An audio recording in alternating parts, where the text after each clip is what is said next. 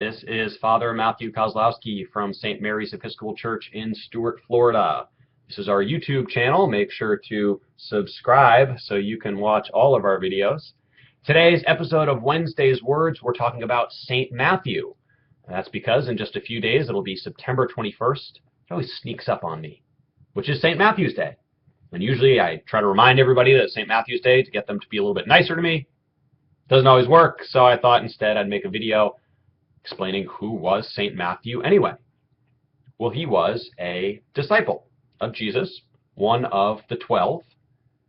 And before that, he was a tax collector. And that's really the most interesting part of his story. Now, we think tax collector, that's not so bad. Like he was a civil servant just trying to do his job. Not quite. You need to go back to the historical context and understand how tax collectors operated in Jesus' day. They were employed by the Romans, essentially, and they would be given a quota.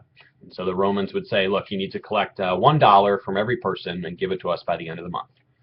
So Matthew, the tax collector, would go along and go up to a fellow citizen and say, oh, good news, a tax bill just came in and you owe me $2. The person had no choice but to fork over $2.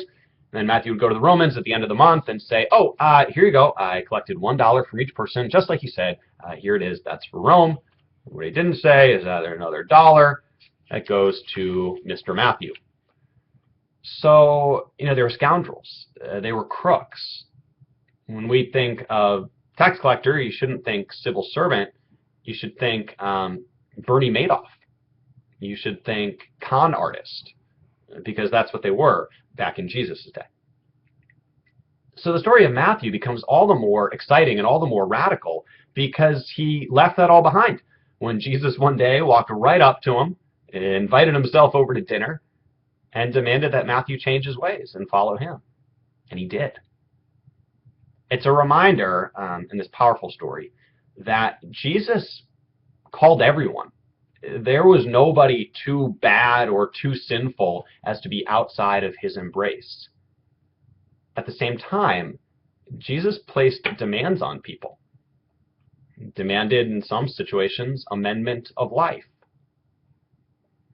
The quote that sort of sums it all up.